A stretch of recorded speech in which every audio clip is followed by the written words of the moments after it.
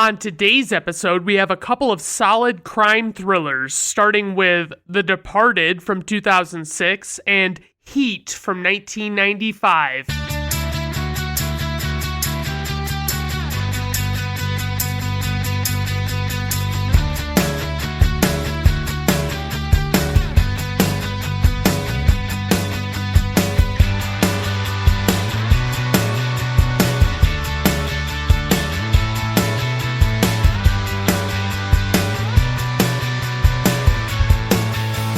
All right, everyone, welcome to Brandon at Random Reviews. I am your host, Brandon Griffiths. Thank you for stopping by. I do appreciate it. Today on the show, we've got a couple of crime thrillers to talk about, and I'm going to waste no time, no warm-up topic, no nothing. Just The Departed, released on October 6th, 2006. Directed by Martin Scorsese, who also directed Raging Bull, which is one I definitely need to revisit. I think I might have mentioned that before. He also did Taxi Driver with Robert De Niro, and that one is solid. I really like Taxi Driver. It's a very different kind of movie, honestly, so if you go into it wanting to watch it, just temper your expectations and realize that it's not your typical run-of-the-mill type movie. He also did Goodfellas with Robert De Niro, and I might mention that all of these movies I have listed with Martin Scorsese's filmography are actually movies that feature Robert De Niro. Goodfellas is a solid one. It's got Ray Liotta and Joe Pesci as well, and it's just a fucking quintessential gangster movie, honestly. It is a really good film, and it's just got a lot of great aspects to it, and it's a crying shame that it didn't end up winning Best Picture, but that's just a testament to how much I hate award shows and awards and things like that. They just never really seem to pick the right one that will stand the test of time as being a great movie. He also directed Casino, and that also stars Robert De Niro and Joe Pesci, and it also has Sharon Stone in it. That one is basically, it's like what would happen if Goodfellas was at a Vegas casino. There's a little more to it than that. Obviously, it's not the exact same story, but it feels pretty similar. The two lead actors being the same. And honestly, it's a decent movie. I don't go back and revisit it very frequently. I don't know why. For the writer, we have William Monahan. For the producers, we have Brad Pitt, Brad Gray, Gianni Nunari, and Graham King. For the score, we have composer Howard Shore. Composer Howard Shore said that Martin Scorsese wanted the music score to be a tango to portray the nature of the deadly game being played by the characters in the movie. I think he accomplished that, honestly. I think this score is pretty solid. It's pretty great. There's a lot of soundtrack type stuff, like different pop songs that appear, but it's got a good score as well. Don't forget that. He also did The Silence of the Lambs, which is an all-time great movie. It fucking won every fucking Oscar the year it came out, like Best Lead Actor, Best Lead Actress, Best Picture, I believe, and a bunch of others. I mean, it fucking cleaned up at that year's Oscars. He also did Seven, which is a David Fincher movie, and that one is very good. I still really enjoy it. I go back to it from time to time and just rewatch it. It's got a lot of very cool scenes and moments, and it's very well shot, as with David Fincher movies, that's going to be the case. So he also did Dogma, which is a Kevin Smith movie that stars Ben Affleck and Matt Damon. That one is decent. It's not like an overall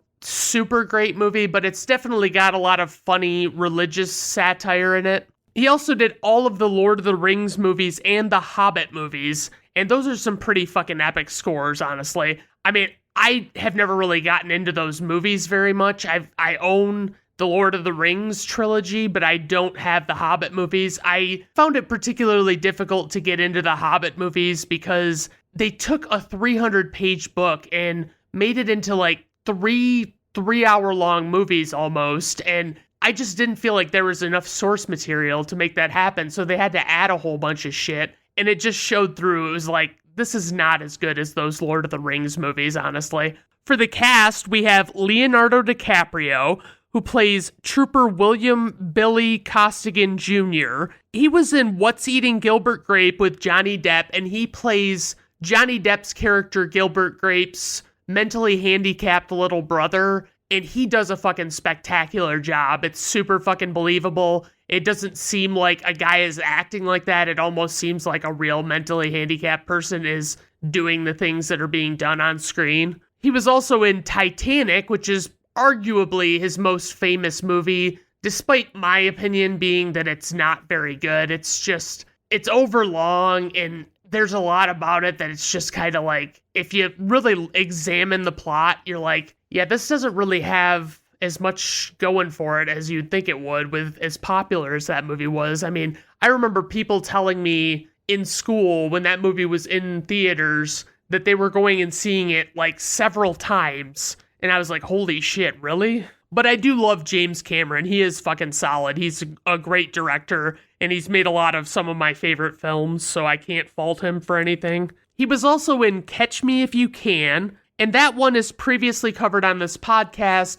I've said all I really want to say about it. It's very solid. It's a great movie. It's very interesting to watch, and it's cool the way they do a lot of the different things in it. And then he was in The Revenant, which I need to go back and revisit this winter because it's such a winter movie to watch. I mean, it's definitely set in the winter, and it's about Leonardo DiCaprio just going, and he gets left for dead by his group, and I think they're like trappers or something like that, but they basically think Leonardo DiCaprio is going to die, and they just leave him for dead, and he basically decides he's going to get revenge, so he's like trekking across this wilderness and stuff to find the guy who did it to him, and he's very fucking good in it, honestly. He won Best Actor for it. Not that that means much to me, but it's still fucking great. Then we have Matt Damon, who plays Staff Sergeant Colin Sullivan. He was also in Good Will Hunting, also starring Robin Williams, Ben Affleck, and Casey Affleck, among others. And that movie is fucking solid. It's got a lot of great lines and moments in it, and it's a really interesting story, and I think it's very well written. Apparently, Matt Damon and Ben Affleck wrote the script together, and it turned out very well. I think they did a great job. He was also in Saving Private Ryan, and I think I've talked about this one before, that I think it's kind of a ridiculous premise for a movie, but it's not a bad movie. It's just, I think the whole concept of why they're doing what they're doing doesn't really hold water. I don't know that to be a thing, that if a mother has 4 boys that go off to war and 3 of them die, that you're going to send a bunch of men in to like rescue the guy and risk their own lives so that the mother doesn't have to deal with what she had to have known was a possibility. Matt Damon was also in The Martian, and that one is solid. I actually own that one, but I've only seen it once, and I need to go back and watch it again. It's a very well-made movie. It's, I believe, a Ridley Scott movie, but I'm not entirely sure. He was in the Bourne series, and those will be either previously covered on this podcast or soon to be covered on this podcast, at least the first one. I haven't looked into doing the other 2 or the other now it's 3 or 4 of those movies, but I really like the first one, and I think it stands on its own as a good movie. He was also in Ocean's 11 with a whole big ensemble cast, previously covered on this podcast as well. I really like Ocean's 11. It's a great remake, and it probably really doesn't copy the original movie too much, but it does to some degree. Then we have Jack Nicholson, who plays Frank Costello, and he was in One Flew Over the Cuckoo's Nest in the 70s, and that one was solid. That's about a psych ward or a mental hospital, and he goes there, and he's clearly not the kind of guy that belongs in a mental hospital, but he kind of shakes things up there and causes trouble, and it's a very fun watch.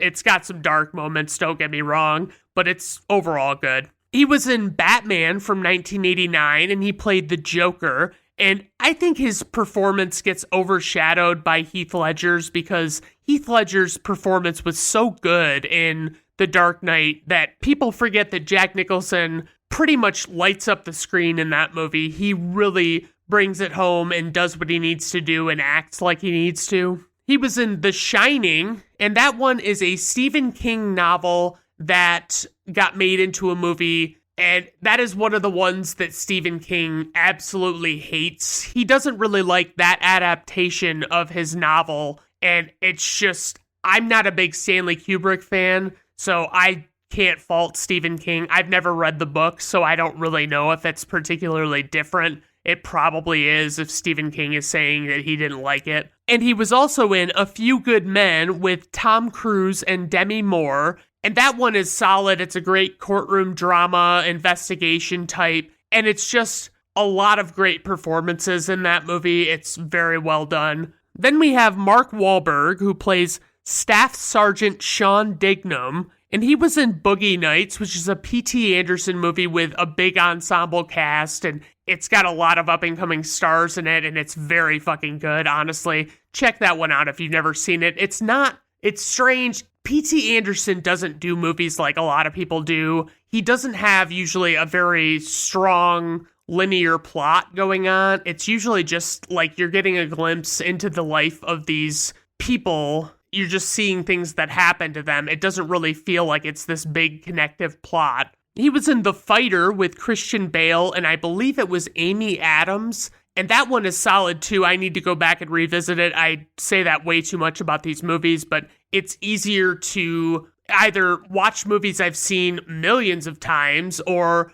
watch movies that I've never seen before ever, because it's harder to convince myself that I need to rewatch something that I just liked and I didn't fall head over heels for. He was also in Four Brothers, and that one's a solid movie. I don't remember much of it, but it's definitely good. It's got, I can't even think of who the fuck else is in that movie. Who knows? Anyway, it's a good movie. Definitely worth checking out, at least. Then we have Martin Sheen, who plays Captain Oliver Charlie Queenan, and he was in Apocalypse Now. Honestly, Martin Sheen is not in a ton of stuff. He was the president in West Wing. That was a TV show, but I mean, he's really never been like a big lead actor, in my opinion, and he's only had like a handful of movies that I even remember him being in. Then we have Vera Farmiga, who I have noted here is hot, and she plays Dr. Madeline Madden. She was in Up in the Air. That's a personal favorite of mine. I've watched it several times.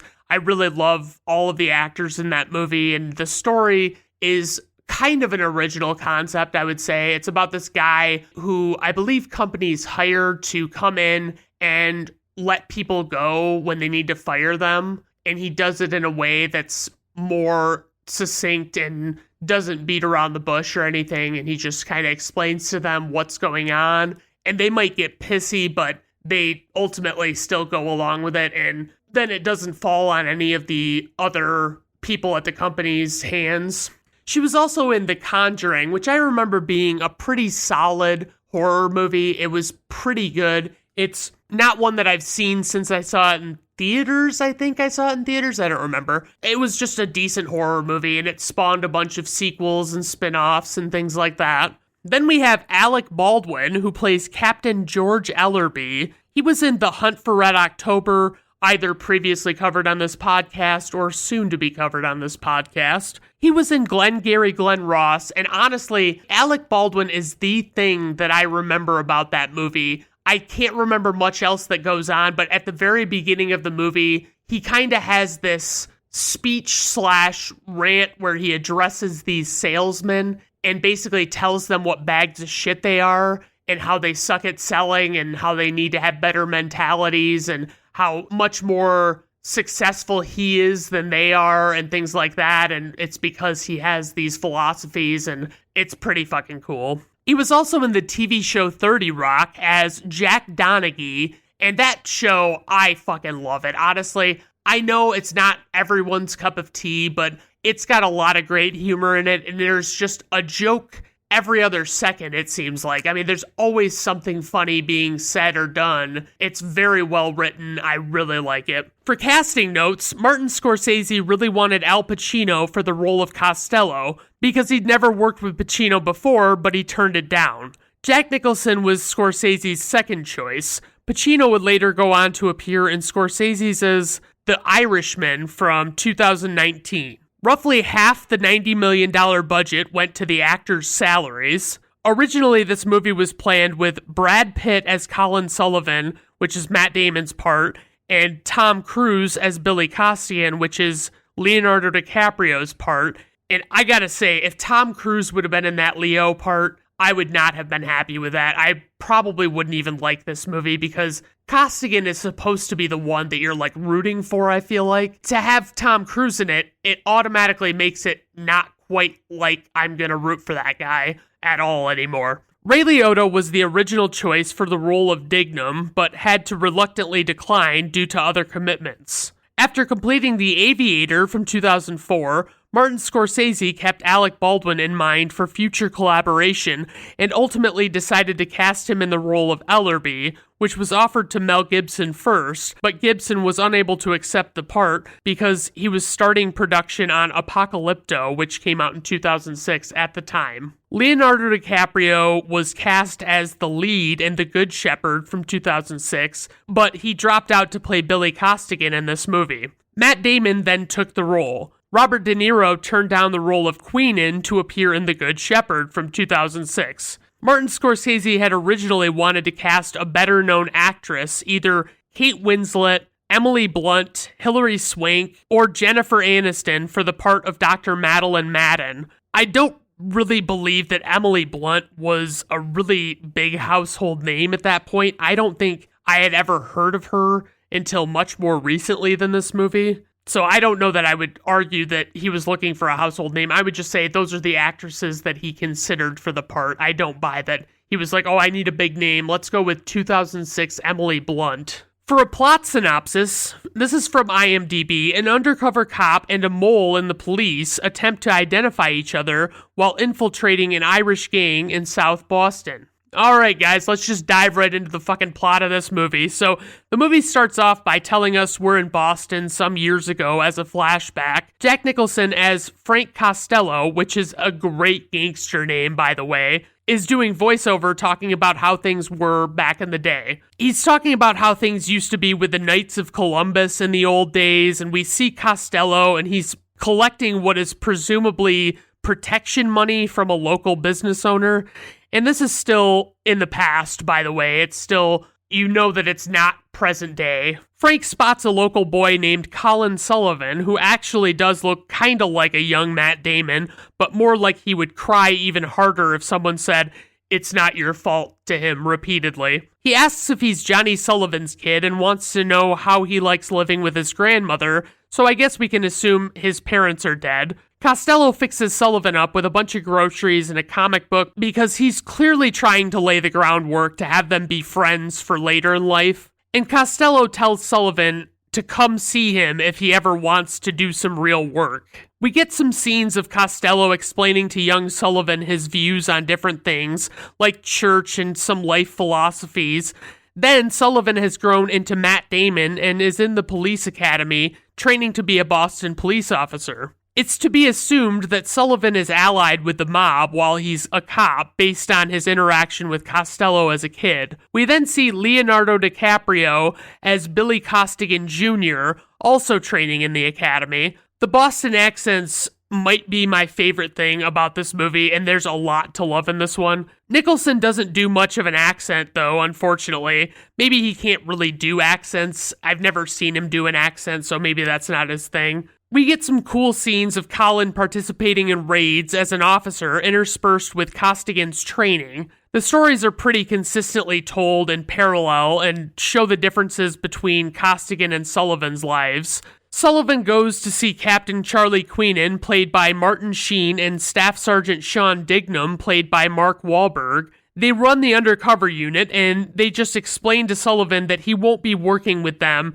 and he won't be knowing about what they do at all. They're basically good cop Queenan and bad cop Dignam as a 1-2 punch in every scene, it seems like, that they're in. Dignam is this very aggressive, abrasive guy who always knows where he stands and doesn't like to take anyone's shit. He's played brilliantly by Mark Wahlberg in this film, and he's a fucking badass and protects his people even though he's also a total dick to them. As Sullivan leaves the undercover unit office, Costigan goes in and talks to Queenan and Dignam. They talk to Costigan about what it is they do and things to be aware of as an undercover cop. They ask Costigan about his background and grill him about a few details in his history. Dignam is really laying into him about who he is and things about his life and things like that. We meet Alec Baldwin's character, Captain George Ellerby. Baldwin is also terrific in this film. For someone who is not really from Boston, Baldwin delivers the accent well and commits to it hard. They're having a meeting talking about organized crime,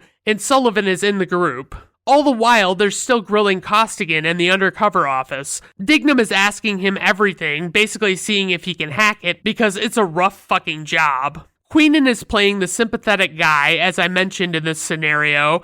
Costigan tries to appeal to him, but Dignam won't let it fly. We learn that Costigan has no family in his mind, at least none that he has good relationships with, and his mother is on her deathbed. Sullivan is getting his new apartment, and it's seemingly very nice. I'd honestly like to live in an apartment like this. It's kind of, I think you'd call it a high-rise. It's pretty far off the ground, and you have a pretty great view of the city. Costigan's mother passes away, and you just see that in comparison with how well Sullivan's life is going in tandem. The undercover guys explain what they have to do for Costigan to start working for them. For the first time in the movie, we get the song "I'm Shipping Up to Boston" by the Dropkick Murphys, which kicks a lot of ass, especially if you're in the mood for it. The title card hits, then we see Costigan starting to serve his time for whatever made-up crime to make him look like a criminal when he's undercover. Sullivan is still living the good life while Costigan is dealing with prison,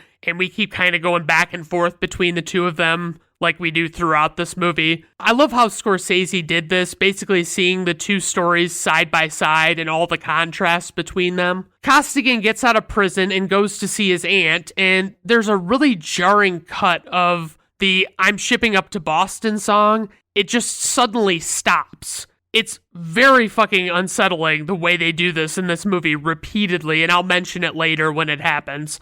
Also, how are different people pronouncing aunt? I can't get a strong vibe of a regional pronunciation or a pronunciation by other indicators, and it really perplexes me. Some people say aunt, some people say aunt, and I always have said aunt, and my parents have always said aunt, and I've never known any different until I started watching movies and seeing how different people talk. There is a guy at the aunt's house that I know from that show Grounded for Life. It's actor Kevin Corrigan, who is Costigan's cousin Sean. Costigan tries to broker a deal to get into a life of crime with Sean, using the insurance money from his mom's death to fund it. Costigan goes to a bar with Sean, and Sean tries to put in a good word with some lower-level mob enforcers about Costigan because of his family name's notoriety with them. We get this great joke about Costigan drinking a cranberry juice and getting asked if he's on his period. Costigan fights the guy who razzes him, and one of the mob guys breaks it up, but it's clear that he's just doing it because he needs some sort of prove himself moment to get into the mob. Dignam reports out to the regular officers about what case he's working, and he has a nice back and forth with Ellerby before he starts. They talk about these microprocessors that are used for cruise missiles, and one person was found dead while dealing in them. Ellerby and Sullivan are in the room, and Sullivan is asking Dignam questions about the case. He knows the departed person that they brought up, and it's like, hey, that's the name of the movie. It's a very intense yet somehow laid-back scene, like the audience feels the tension, but the characters attending the meeting seemingly feel like this is just another meeting. Someone asks Dignam if he has people undercover investigating Costello, and he says my favorite line of the whole movie, which is, maybe, maybe not, maybe fuck yourself. Sullivan goes to see a woman whose son he knew when he was younger. She initially seems like she might help, but Costello rolls by in a car,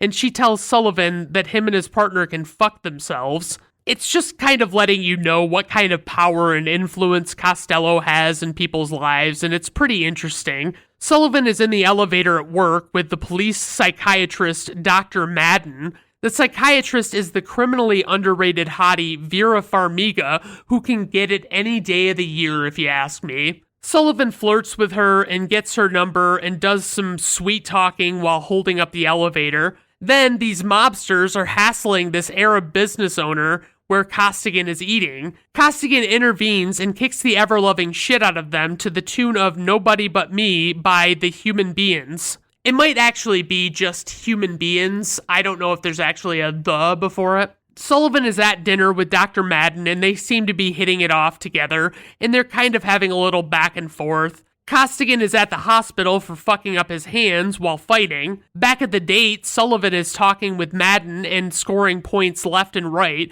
and Sullivan is just so hateable to me that it kind of makes my blood boil watching him scoring points with her. I mean, like, I want to get Dr. Madden, come on.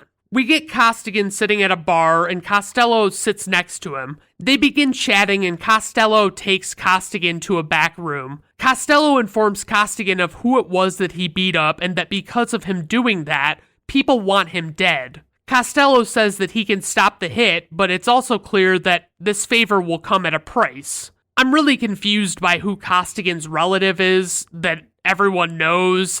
It's like, it's gotta be his dad. Honestly, I thought it was his uncle originally, but his name is Billy Costigan Jr., so it's like, yeah, it's not that crazy to think that it would be his dad. I mean, that just kind of gives you the hint that that's who it is. Costello has his enforcer, Mr. French, fuck up Costigan's cast on his wrist from the fight. Costello then smashes his wrist with a work boot and asks him if he's still a cop and if he'll stop doing deals with his broke dick cousin. I don't really get why Costello would even bother with Costigan based on those two things. You'd think that he'd just let Costigan be and assume he's not worthy of being brought into the fold, with him being a former cop and having this broke dick cousin. What does he have to go on other than his father? There will be a lot of things going on in this plot that I won't mention, but they serve the story to show how bad the people are mostly. Sullivan is investigating crimes, but we don't know if they're connected to the story. Then we see Costello feeding Sullivan info about the crimes by phone. Queenan and Dignam are listening in to Costigan's interactions with Costello because he's wired, and Costello seems like a pretty bad guy if that hasn't been made clear thus far. Costigan calls Queenan and tells him no more wires because it's so risky, and I mean, I'd be like, yeah, fuck that shit. I'm gonna pass on this. I don't need to fucking die. I gotta say, I used to not like Alec Baldwin, but I can honestly say I think he's fucking great in everything I've ever seen him in. Except for The Shadow and Prelude to a Kiss, but those were just bad movies with bad writing. He wasn't particularly bad in them, in my personal opinion. Costigan and Mr. French are shaking down another business owner about protection money. This cast is just amazing. There's so much depth. My only issue is that there is pretty much only one major female part in the whole movie, and we could stand to have more hotties like Vera Farmiga. Sullivan says he thinks that Costello has a rat in the police, which is actually him, but simply talking about it brilliantly makes it seem like it's not him. Costello tells Costigan that Costigan's dad would have killed him if he saw him there with his son. So I'm guessing it was his dad that everyone knew him from, which tracks with him being a junior, as I mentioned. They have a man in custody at police headquarters, and Sullivan pretends to be his lawyer and goes in to get info from him. Sullivan has turned off the cameras in the interrogation room, so the suspect calls Mr. French to warn him that they are going to get raided. Then we get a lot of jump cuts between Costigan being part of a beatdown as Sullivan is talking with Dr. Madden. It's revealed that Sullivan has been having trouble performing in the bedroom, and now Costigan is talking to Dr. Madden in her office, and Costigan is trying to turn the discussion around to focus on her. She forces the discussion back to him, and he talks about things he has been witness to and how shitty his life has been. We get some very cool jump cuts between the psychiatrist office and showing the things that Costigan has been into. It doesn't seem like Dr. Madden is loving the shit Costigan has to say. It just seemingly concerns her. Costigan meets with Queenan and Dignam, and it turns out it's been a year since he started undercover. And I'll be honest, they didn't do a great job illustrating the passage of time, and them saying how long it had been felt like it was a little ham-fisted. They tell him one of the guys he beat up while working was an undercover officer. Dignam tells Costigan that him and Queenan are the only ones who know who he is and threatens to erase his file, and things get really heated. Dignam clearly talks like this to get a rise out of Costigan, but to even suggest it without being serious is a cause for concern for a guy like Costigan because it's legitimately scary to think about. They all calm down, and Costigan asks why they haven't busted Costello yet, and they say building a case takes time. This is all happening interspersed with Costigan's appointment with Dr. Madden. He talks with Dr. Madden about getting medicated, and she doesn't like the idea, but gives in and hands him a sample of some medication, and he tosses it back. He says it's not going to do anything, and she says that he has dangerous drug-seeking behavior. He leaves, and she stops him on the way out and gives him a prescription for lorazepam, and he asks her out despite their whole interaction being aggressive and unfriendly. By the way, let me just say that a lorazepam prescription is also not going to do shit in my experience. Ellerby is leading a microprocessor sting where they will await Costigan's go-ahead to make their move. Sullivan calls Costello to warn him about the sting. Queenan walks up, and it's unclear if he realizes that Sullivan is up to something. Then Sullivan texts Costello to not use phones. We find out that the police have a blind spot at the sting since they had very little prep time to set up the cameras. Costello hassles the Asian guys at the sting for carrying automatic weapons because it carries a life sentence, as he says. The police figure out that all but one of the criminals has turned off their phone by now, which is Costigan.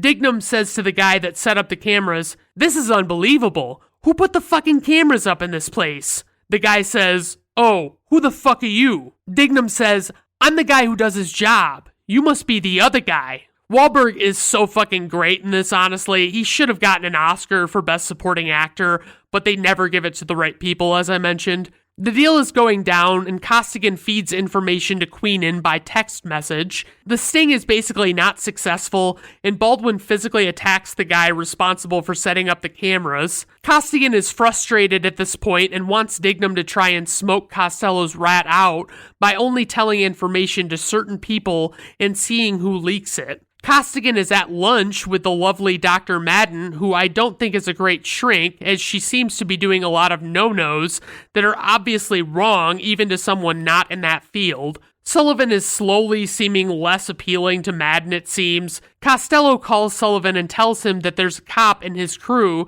since the cops knew stuff at the sting that they shouldn't have known. Costello is tasked with getting Sullivan some info to help him find the rat. Queenan and Dignam see Costello when he finishes the call with Sullivan, and they hassle him since it's clearly a case of knowing the guy's not up to good things. Sullivan was being secretive when he was on his phone at the apartment, and he has to explain to Madden that it's super secret police business when she gets suspicious. Costigan is shaking some guy down who spills the beans that Costello may be an FBI informant, and he tries to get more info, but the guy won't give it up. In the background, we hear Baby Blue by Badfinger, and again, the song abruptly stops. Like, why did we make a clear choice to cut these songs? I couldn't really pick up on what they were going for when they did that. Costigan tells Queenan about Costello being an FBI informant. He says this is why they keep trying to make a federal case against Costello and it never comes to fruition.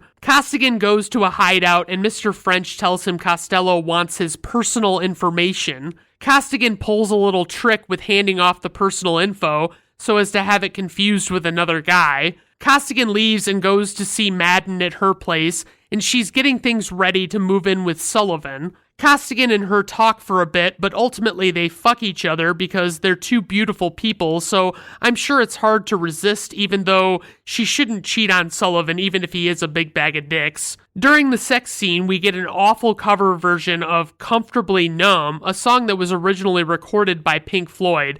I really don't care for this version of the song. It sounds like shit. Just fucking pay for the original, guys. I mean, you've got other originals in this movie. Just fucking pony up a little more dough. Ellerby is at the driving range with Sullivan, and Ellerby wants him to find the rat in the police department, and it's almost like Ellerby should do this investigation himself, since he knows he's not the rat. Costigan is tailing Costello, and it leads him to an adult film theater where he's meeting Sullivan, so Costigan comes in and sits in the back row to kind of watch them. Costello plays this trick on Sullivan at first, where he pretends he's some kind of deranged lunatic masturbating, and then turns around and he's holding a dildo that he had to have gotten from somewhere. My question is, did he already have that dildo? Did he buy it on the way in?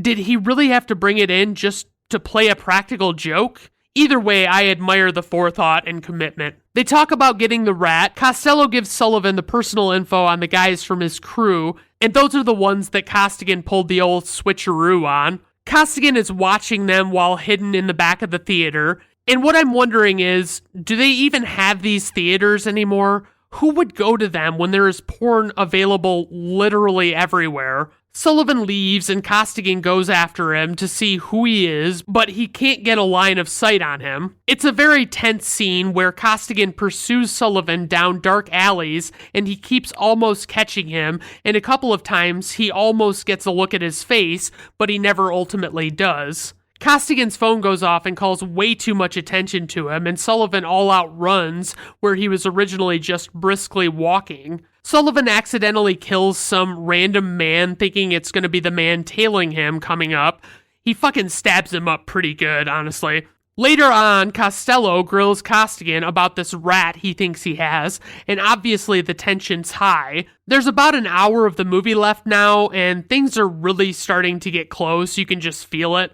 So Costigan pleads with Costello that he's not the rat, even though he is the rat, so that also makes him a liar. It's unclear where Costello stands with whether or not he believes Costigan is the rat. You're just not privy to that information as a viewer. Dignam and Sullivan have a little run-in at the police station before Sullivan goes to see Queenan. Sullivan finds out from Queenan that the guy who was chasing him was the mystery undercover man he doesn't know the identity of. Sullivan talks to Madden about potentially moving away to get out of the trouble he's in. It's kind of weird because up until this point, I've really gotten the vibe that Sullivan thought he was invincible. Sullivan is back at police headquarters checking the social security numbers on the computer that Costello gave him. Costello tells Costigan he doesn't want him on the operation one night. Sullivan specifically looks up Costigan and he shows not found, and it's not that it's not found, it's just that Sullivan doesn't actually have access to view Costigan's file,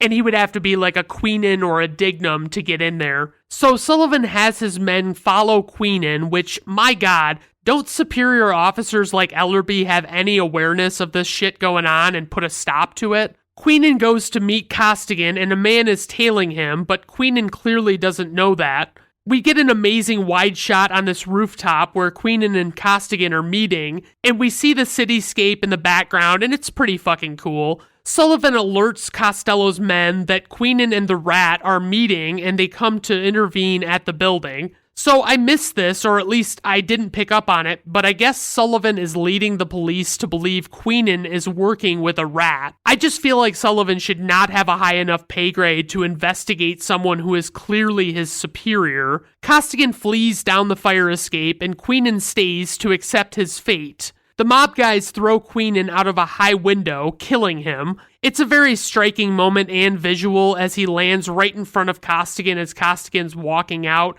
and the blood spatters on Costigan. There's a big shootout between Sullivan's officers and the mob.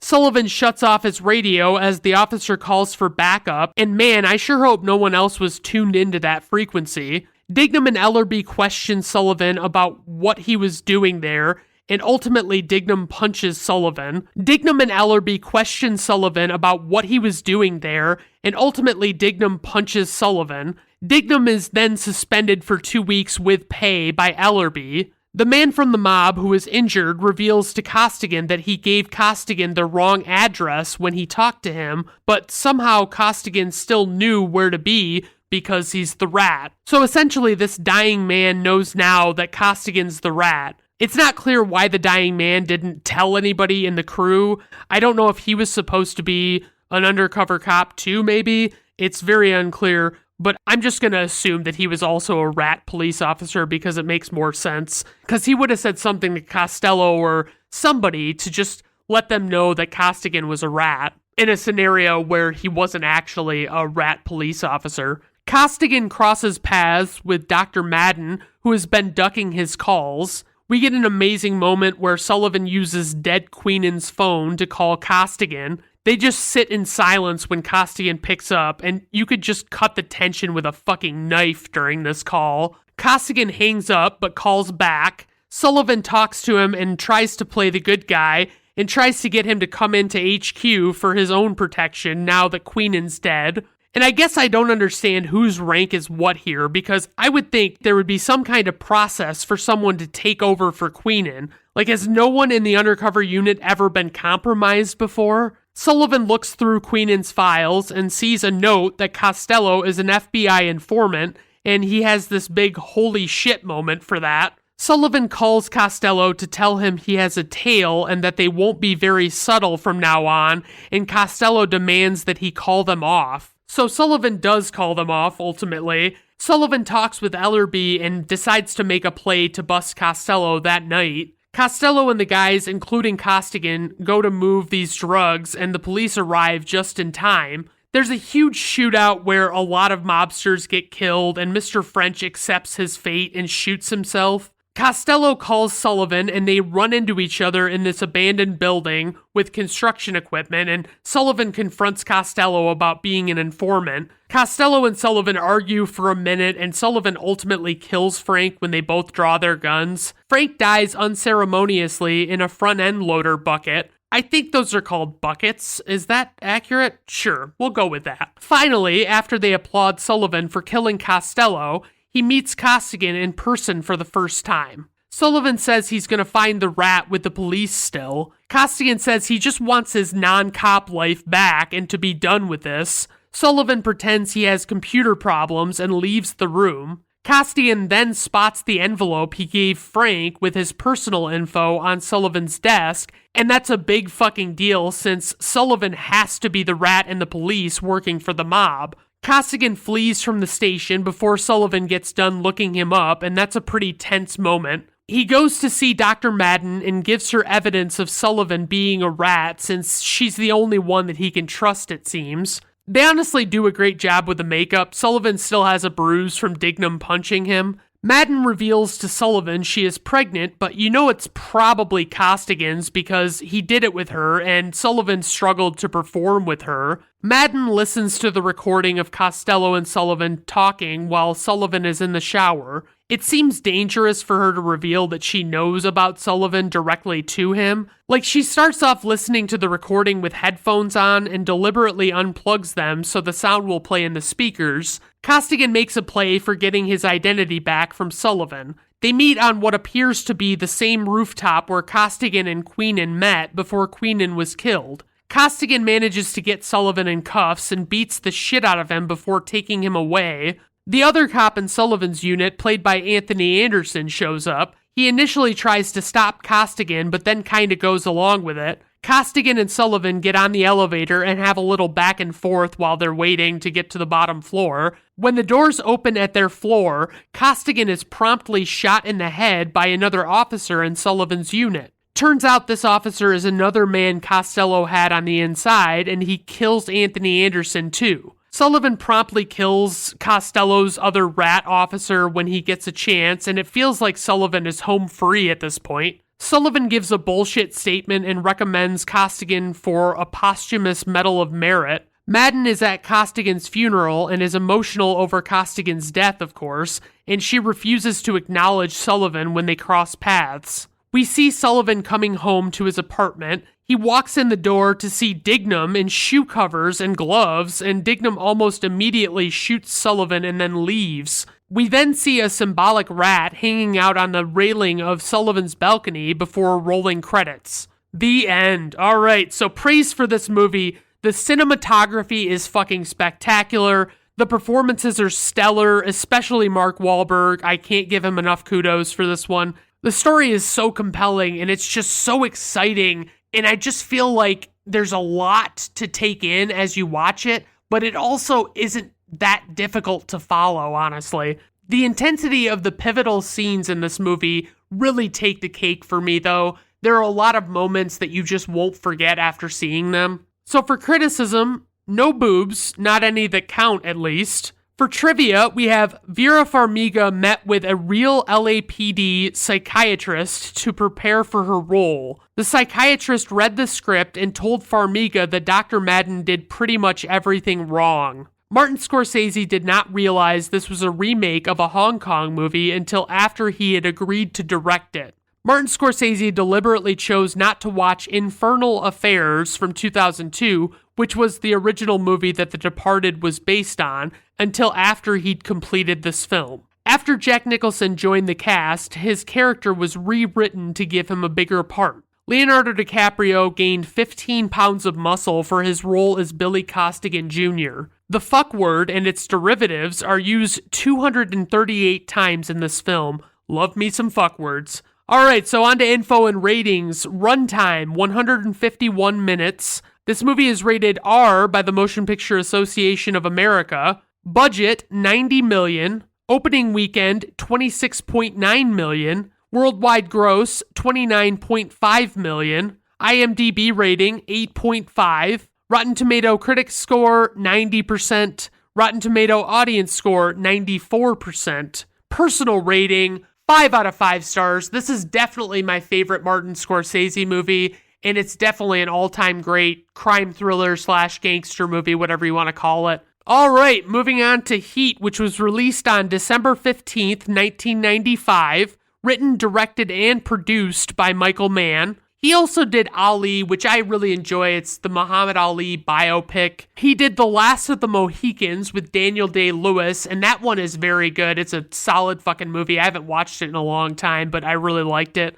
He did Collateral, which has Tom Cruise and Jamie Foxx, and gosh, I'd love to know if that movie was actually good without Tom Cruise, but I just could barely watch it with him. And then last but not least, he did Public Enemies with Johnny Depp and a couple other people. I remember that being just okay. I didn't think it was anything special at all. For the producer, we have Art Linson. For the score, we have composer Elliot Goldenthal, who I have noted here sucks. He did the score for Pet Sematary from the late 80s, the original one, and that one is a decent horror movie. It's a lot of fun to make fun of, especially Fred Gwynn's character. I think his name's, is it Judd Crandall? I can't remember. I can't believe I even remembered a name for that. But he's so funny. He's got this Maine accent, and it's fucking hilarious, honestly. He did Demolition Man, previously covered on this podcast, and I believe I also noted in that episode that his score sucked.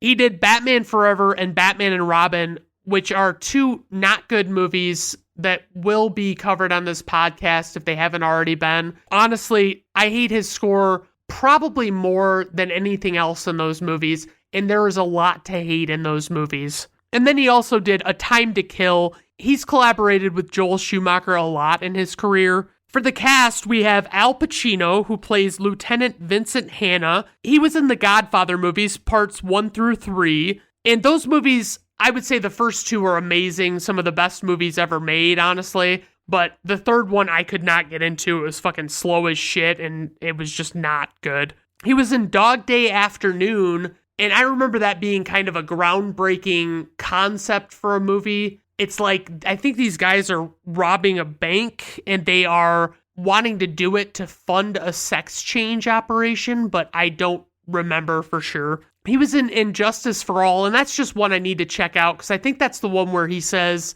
this whole court is out of order or whatever. And he was in Scent of a Woman, which I did not like. I thought it was terrible. I think Chris O'Donnell's a bad actor. I thought Al Pacino did a good job in it, but it also didn't save the movie, his performance. Robert De Niro plays Neil McCauley, and he was in Mean Streets, which is one that is an early Martin Scorsese movie, and it's pretty solid if I recall correctly. I really liked it, but it's been so long since I actually watched it that I can't really remember, and I need to go back and rewatch. He was in Wag the Dog, which I definitely need to revisit. I believe it's about, like, movie producers, or, you know, it's got a movie producer in it, and it kind of shows what the movie producers actually do, because I honestly can't even remember the movie well enough to remember what that is.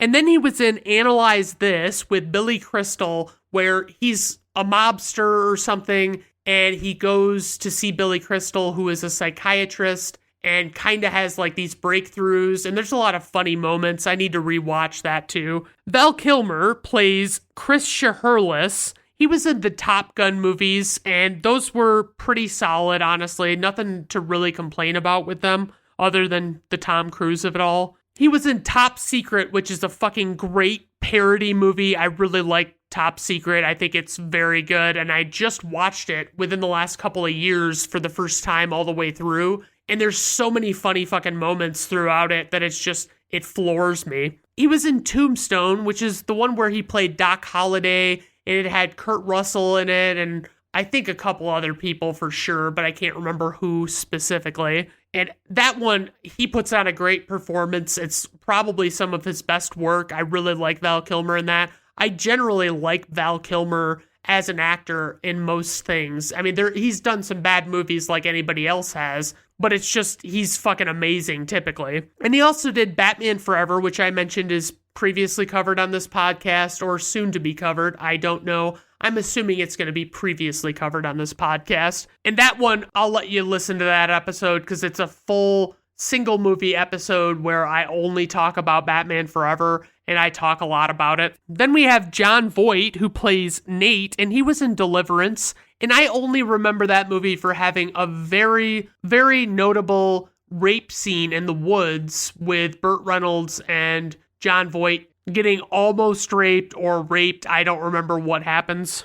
He was in Midnight Cowboy, which is a fucking terrible movie. It's such a fucking bore. I mean, nothing really fucking happens in the movie, and people will fucking threaten your life if you fucking say a bad word about it, it seems like. He was in Mission Impossible as Jim Phelps, and he was in that with Tom Cruise and a couple other people, including Emilio Estevez. That one, actually, I do really enjoy. I'm not going to lie. It's definitely my favorite of the Mission Impossible movies, and I think that probably is just a result of me not rewatching many of the Mission Impossible movies. But yeah, it's a fucking good movie. He was also in Anaconda, which is just great to watch if you want to sit and make fun of a movie and the ridiculous things that happen in it and the bad writing and just all of this stuff that we run into in these bad movies. I fucking love watching it. It's a terrible movie, though. Then we have Ashley Judd, who plays Charlene Shiherlis, and she was in Double Jeopardy, which is a solid movie. I like that one. I think it's a pretty solid concept for a movie, and they do a really good job with it.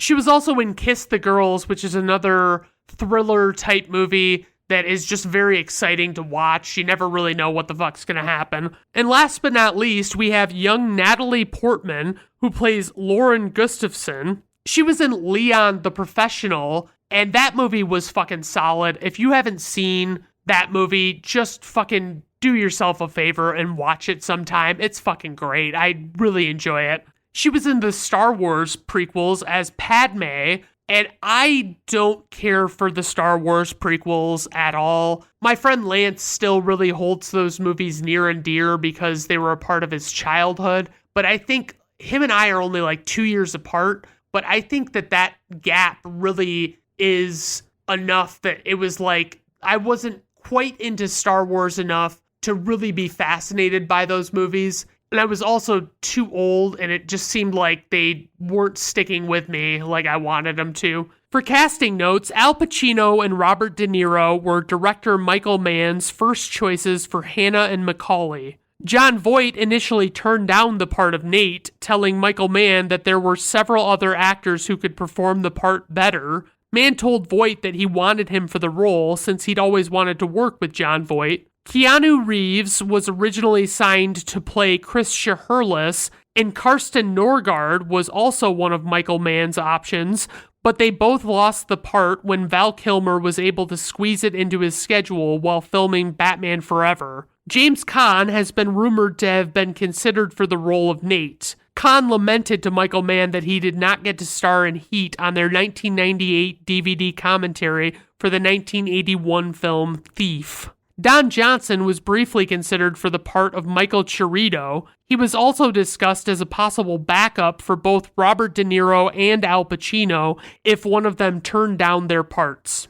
Mel Gibson and Harrison Ford were considered for the lead roles of Vincent Hanna and Neil McCauley. Sorry, these all get broken out into different things, like Wikipedia we'll have a bunch of different pieces of trivia in the trivia section, and there will be notes that it's like, oh yeah, I could have grouped those together, but it's just like sometimes it's not worth doing. So for a plot synopsis, this is from IMDb. A group of high-end professional thieves start to feel the heat from the LAPD when they unknowingly leave a clue at their latest heist. Alright guys, let's just dive right into the plot of this movie. So everything about this movie is epic, and I'm going to try and keep up because life's hard sometimes, and it's really difficult to take notes while watching a movie without having to pause it repeatedly. We see Neil McCauley, played by Robert De Niro, walking around to open the movie. He walks through a hospital and has an EMT uniform on as he goes out to get in an ambulance, and it's all just very slick the way he does it. I haven't seen this in so long, and I already feel like I'm going to be lost, but it also seemed like it was a little slow the last time around, so maybe not. Val Kilmer as Chris Shaherlis picks up what looks to be a box that could have a bazooka or who knows what in it, but it's basically just like this rectangular shaped box that's very long and narrow, and it's like, yeah, I mean, I guess that's gotta be something.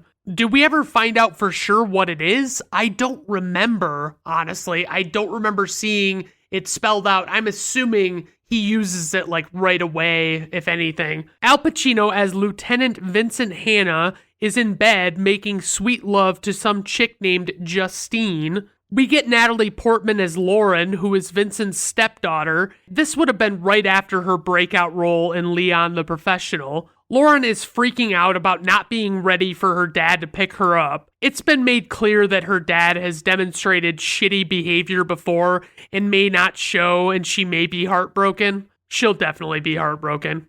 A guy hops into a truck with some other guy, and neither of them are familiar at all as actors or as characters. There's clearly something going down as Neil, Chris, and all of these guys, including Danny Trejo, are getting into position. The semi the two guys are in rams an armored truck and it tips over. They start breaking into the truck as all the bad guys stand guard waiting for the door to be blown off. They take down the armored truck driver, and we have a ticking clock as the bad guys are either waiting for something or are clocking how much time they have to get away. Like they are basically trying to determine like, okay, we have this many minutes before the cops will get here or something like that, and we need to have it done in this amount of time, and they probably practiced it like this. One of the bad guys shoots one of the guards, and a lot of shooting starts going on, which is coming from the bad guys. The police are in pursuit, and the bad guys escape in Neil's ambulance and then switch cars.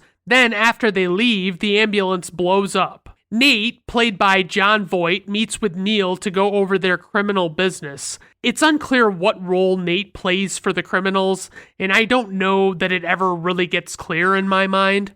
Vincent shows up at the crime scene with the armored truck and tries to figure out what everyone knows thus far. He recognizes that sophisticated criminals carried out the heist because of how it was executed. They go through the crime scene speculating about what might have happened. Vincent starts assigning tasks to the different detectives, hoping they can figure something out. The bad guys meet at this diner, and the guy who shot the guard gets his face slammed on the table by Neil for being a dumb shit and killing someone he didn't need to, and ultimately potentially bringing more heat down on them. Then, as they're leaving, Neil beats him down some more, and it seems like Neil is about to kill him, but the guy scurries away when they're all distracted by the cops. So, to be clear, I just realized I'm watching the director's definitive edition, so if yours is at all different, even though it has the same runtime, that's probably why. Chris is talking with his lady, Charlene, played by Ashley Judd, and she doesn't like the things that Chris does for a living. So they get into an argument and he storms out as a baby starts crying. Vincent finds out the explosives the bad guys used were untraceable. At home, Vincent finds out Lauren's dad never showed up and she's been very upset. But it's kind of like, Lauren, when are you going to stop having faith in people? Justine, Vincent's wife, is pissed about Vincent working late, and he basically says there's nothing he can do. Neil goes to a restaurant and meets a woman named Edie who is interested in him, but he doesn't like people prying into his business, so he's kind of a dick at first.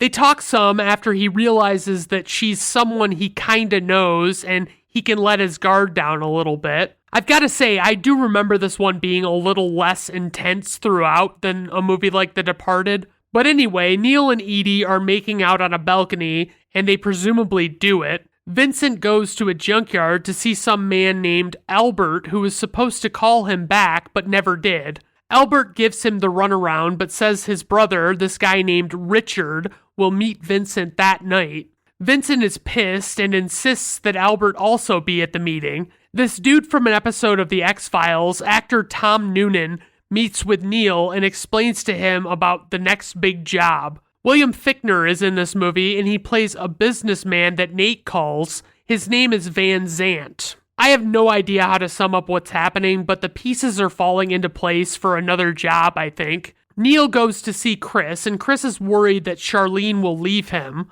Neil asks Chris if he has anything going on the side, and he says no. It's very intense, this conversation, despite it seeming like it's a normal conversation. There's this very cool shot of Neil and Chris in this room that looks out across the ocean, and it's very picturesque. Neil is arranging a deal with Van Zant and sees Charlene with a man named Alan, played by Hank Azaria, and he's leaving after they probably did some sex. Neil confronts her and tells her to give Chris one more chance and says if it doesn't work out, he will personally help her get out. Vincent goes to a nightclub for his meeting with this Richard, who I mentioned was Albert's brother. The guy who plays Richard is very familiar, so I looked him up and I figured out that he is rapper Tone Loc, and I can't say I knew what Tone Loc looked like before, so maybe that was just intuition telling me that he was a known celeb based on his energy or something. He's actually a solid actor. He really holds his own on screen, to be honest. Richard tells Vince about this Michael Chirito, who is played by Tom Sizemore, so Vince investigates. And I know what you're thinking. Brandon, I know the name Tom Sizemore, but I need a face to know who he really is. And to that I say, I'm sorry, this isn't a visual medium, but he's been in lots of stuff. Look him up on Google or IMDb. Neil is meeting someone at this abandoned drive-in, and shit seems like it's about to go down. Chris is covering him from a distance, and Neil gets double-crossed, and all hell breaks loose. It's a very intense scene with a lot of gunfire and excitement as the men trying to pull the fast one are just taken out. Neil calls Van Zant and says he will kill him for crossing him like this, and Neil doesn't seem like the type of guy that would make idle threats. I can tell you already that if I would have edited this movie, I could have seamlessly cut it down to 2.5 hours max. There are just a lot of extra moments and footage that aren't necessary in my opinion, but I'm not a filmmaker. I just feel like I could cut it and it would still feel the same way, and it would just reduce all of these moments that are not necessary. Neil calls Edie and wants to see her again. As Chris and company comes out of the restaurant, Vince and the police are doing surveillance on them. They kind of run through who all the bad guys are. We see the guy who killed the guard in the beginning named Wayne Grow with what might be a hooker. Then he kills the hooker and goes to a nightclub. What a class act. Right off the bat, the club seems a little unrealistic since they're able to talk quietly and hear each other over the music, which is not my experience with these kinds of clubs. Vincent goes to a crime scene where the hooker was found murdered. The girl's family is there, and it's very emotional, and Vince tries to console who I guess is the mom, and hopefully they're not just finding out what kind of work she was in on top of the news of her death. Justine argues with Vince afterward about knowing what he's dealing with at work. Vince gives a glimpse into the horrors of his job in an attempt to explain why he's not a big sharer. Justine is still frustrated, but it's like, he's a cop. He probably does run into a lot of unpleasant shit. Can you not wrap your head around that at all? Donald, who is played by Dennis Haysbert of Allstate Insurance and Serrano from Major League fame, is a character they're developing, but you don't really know what part he's going to play just yet. You just know it's coming. There are a lot of slow spots in this with people just chatting about bullshit, and they could have cut a lot of it out in my mind, but maybe I'm dumb, I don't know. Vince finds Lauren alone at a bus stop bench, and he takes her home. Surprisingly, there are a lot of threads in this movie for the slow pace that it has. I don't remember much of this movie from the times I've seen it before, but I hope it all pays off in some satisfying way. We see Chris breaking in somewhere, and the police are watching in a big truck. Neil is there too, it seems. One of the police makes a noise, and Neil becomes suspicious. Neil tells Chris to bail on what he's breaking into and drop everything. When Vincent and the police recognize that Chris and Neil aren't carrying anything and they're leaving, they call off the bust because breaking and entering is apparently not a big enough deal. Now that they know the heat is on, Neil and the other bad guys are planning to completely call it quits. Chris says that the bank job they've been planning is worth the risk, but Neil still wants to cut loose and probably be with Edie. And I noticed the score has been very subtle to this point. Pretty well done for a composer I legitimately dislike most other scores by. Vince comes and corners Alan, who is Hank Azaria's character, and tells him that he'll take him in on charges if he doesn't help them. Vince comes and corners Alan, who is Hank Azaria's character, and tells him he'll take him in on charges if he doesn't help them. The police investigate after Neil and company meet in a remote lot. Neil watches the police from afar taking photos of them. Later, Nate tells Neil who the detectives from his pictures are. Vince comes home and Justine is being cold and distant with him, presumably still frustrated with his preoccupation with work. We get a cool shot of the city at night as Vincent flies over in a helicopter. Vincent seems consumed with this case and trying to catch the bad guys. Vincent pulls Neil over on the freeway and there's a lot of anticipation as he walks up to the car. He offers to buy Neil a cup of coffee and Neil agrees. And we have this epic scene featuring Al Pacino and Robert De Niro together for the first time on screen. You see, they were in The Godfather Part 2 together, but in about one half of that movie, Al Pacino plays Michael Corleone following the events of the first movie. In the other half, it serves as a prequel where Robert De Niro plays young Vito Corleone, who is Michael's father, and it shows how he came from nothing to become the Godfather. So basically, the two actors don't share any scenes in that movie together at all. Full disclosure on that, Pacino's storyline is good in that movie, but De Niro steals the show and it feels a lot more satisfying by the end. Anywho, the two of them talk at the diner, and Vince tries to get Neil to stop with his criminal life. Neil says this great quote, "Don't let yourself get attached to anything you are not willing to walk away from in 30 seconds flat when you feel the heat around the corner." And it's like, hey, he said the name of the movie in there too. Neil explains that he does have a woman, but the discipline is to be able to just drop her like that. But in reality, he's kind of falling for Edie, so that might not be so easy. The dialogue is obviously very well written here as the two have their back and forth. It seems at the very least, by the end of it, they understand each other's position on things. Vince comes into the police station and finds out that the bad guys were able to ditch the surveillance police had on them. Van Zandt is visited by Wangro, which is the guy who killed the hooker earlier, and he's hoping to make a deal on info about Neil. The bad guys are meeting at another diner, and Neil gets a call from Danny Trejo. Trejo has police following him, and he's very anxious about it. Neil is frustrated, and Chris seems distraught about the whole thing.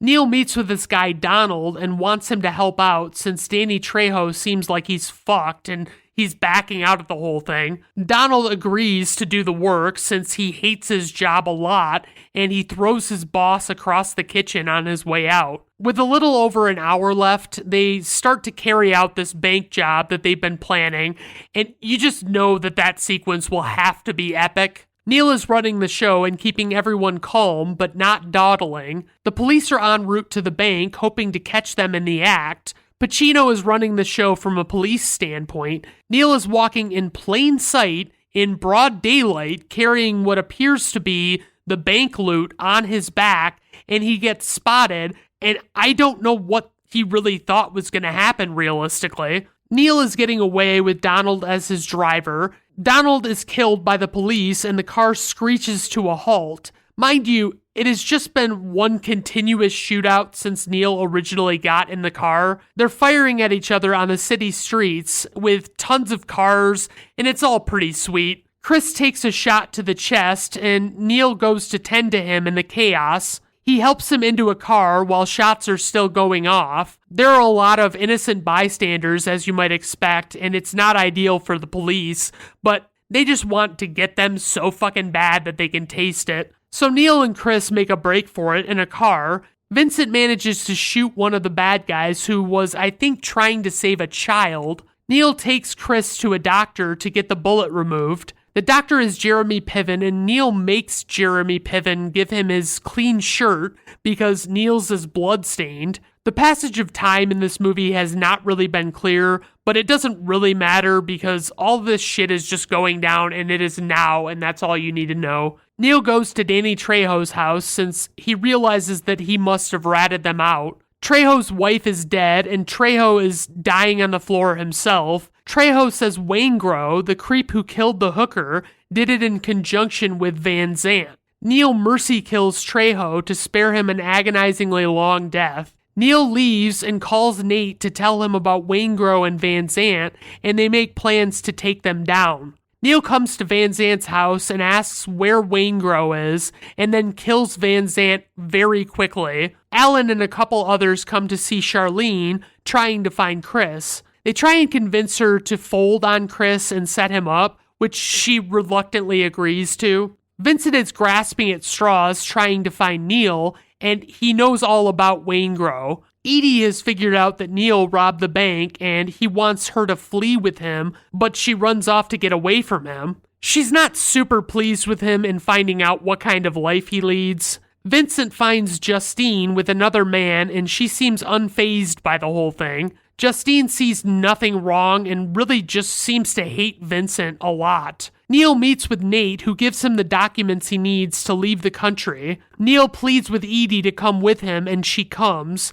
We see the plot to capture Chris unfold with Charlene waiting for him. Chris is basically shell-shocked from the gunshot wound. Charlene sees Chris and he knows to go away, but the police figure it out and move to apprehend him. But Chris has a fake ID and a new short haircut, and they don't really recognize him, so they let him go. I'm not sure that I'm buying that he looks so different with short hair that you couldn't even tell it was him. Like, I'm sure they actually have real mugshot photos of this guy at the very least, and they could go on those. They have to know he's going to have a fake ID. Vince is making calls at police headquarters trying to get leads, and no one has anything to go on, it seems. So Vince is beginning to give up on the whole thing, and he rushes off in his car and winds up finding Lauren having at least attempted suicide in an overflowing bathtub. He takes her into the hospital and they try and revive her. It doesn't really look good for her initially, but she ultimately lives. I will say this movie does a great job of immersing you and sort of taking on the mind state of the characters, because in all the commotion, I pretty much forgot about Lauren, and it seems like Vincent also did too. Neil goes to leave town, but calls Nate and finds out the whereabouts of Waingro. Neil decides to go take care of Waingro, which is a bad move since he could very easily get away clean if he doesn't do that. Edie sits in the car while Neil sneaks into the hotel where Waingro is. As the viewer, you just know this whole thing is going to be bad news for Neil. Neil goes and sets off the fire alarm, and the cops who are watching Waingro's room get up and go. Such a fucking rookie move. Vince and Justine are sitting in the hospital waiting room, realizing they really can't reconcile their relationship. Vincent elects to leave to go after Neil, and ultimately he's just showing her how married to his job he is. Neil arrives at Waingro's door in the hotel, and he manages to force his way in despite Waingro's resistance, and he kills Waingro. The officer surveilling across the hall stops Neil, but Neil gets the upper hand and subdues him and makes a break for it. Vince arrives at the hotel and sees Edie waiting for Neil in the car, and Vince sees Neil as he's about to get in the car, but he walks away from her like he said he would. Vincent chases Neil, but he seems to have gotten away at first. Vincent grabs a shotgun and keeps going after him anyway. We get a rooftop scene where they're shooting at each other and Neil is fleeing down the airport runway. Vince goes to take a shot at Neil, but his shotgun is out of shells, so he pulls out a pistol. Vincent is still stalking, and all we hear is some light movement and the sound of jet engines in the background. And I think that's why Goldenthal's score is so good in this, is because it's subtle and non-existent a lot, and that's when I think he's best. It's very tense as the two men try and spot each other, and suddenly the light from a jet landing shines on Vincent's side as Neil moves to take a shot at him. Vincent spots Neil's shadow and turns and shoots Neil multiple times before Neil can even get a shot at him. Neil whispers, "I told you I was never going back," before he dies, and Vincent just stands there, and we roll credits, and that's the end of this movie. So praise for this movie. De Niro and Pacino are acting their asses off in this one, and I do want to give a special shout out to Val Kilmer because he's also great in this movie. We get the slow burn of the plot and seeing it all come together. The cinematography is solid. For criticism, the pacing is pretty fucking slow, especially in the first and second acts of the movie. A lot of things could be cut from this movie, in my opinion, and it's also not that exciting. I don't even think if you cut it down to a shorter runtime and tightened up the scenes, I still think that the movie is good and not great. So for trivia, rather than dubbing in the gunshots during the bank robbery shootout, Michael Mann had microphones carefully placed around the set so that the audio could be captured live. This added to the impact of the scene because it sounded like no other gunfight shown on screen. By the way, IMDb users, that last little bit was very opinion-based. I've come to terms with the fact that you might share made-up shit, but at least have the decency to present things that appear somewhat factual. In an interview with Al Pacino on the DVD special edition, Pacino revealed that for the scene in the restaurant between Neil and Vincent, Robert De Niro felt that the scene should not be rehearsed, so the unfamiliarity between the two characters would seem more genuine. Michael Mann agreed and shot the scene with no practice rehearsals, and I think it came out pretty fucking well. The first film to feature Robert De Niro and Al Pacino acting together, which created much hype prior to its release. They both starred in The Godfather Part 2 from 1974, but never shared the screen together, as I mentioned. When this movie was finally released, even its advertising material promoted the film as a De Niro and Pacino showdown.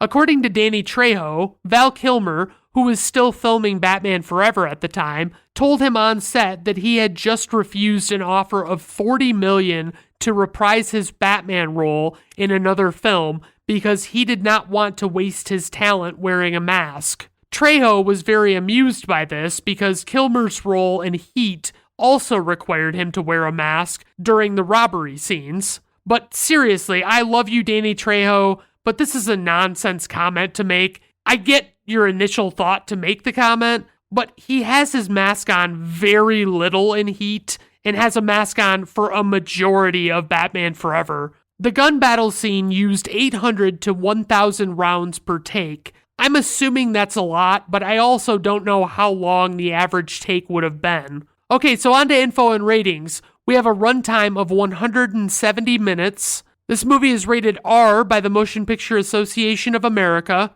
Budget, $60 million. Opening weekend, $8.4 million. Worldwide gross, $187.4 million. IMDb rating, 8.3.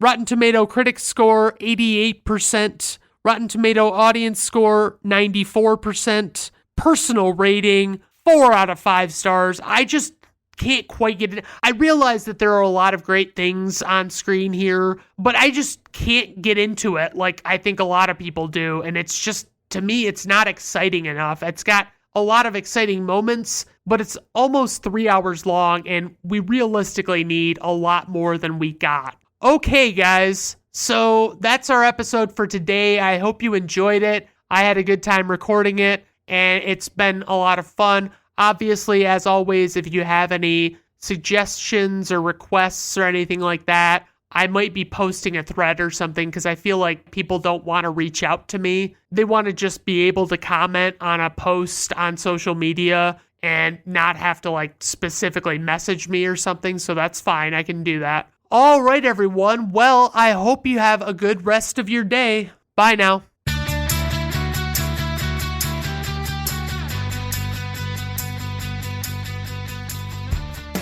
Brandon at Random Reviews is written, recorded, produced, edited, and engineered by Brandon Griffiths. The theme music is performed by Augusto Diniz and was acquired by way of Fiverr.com.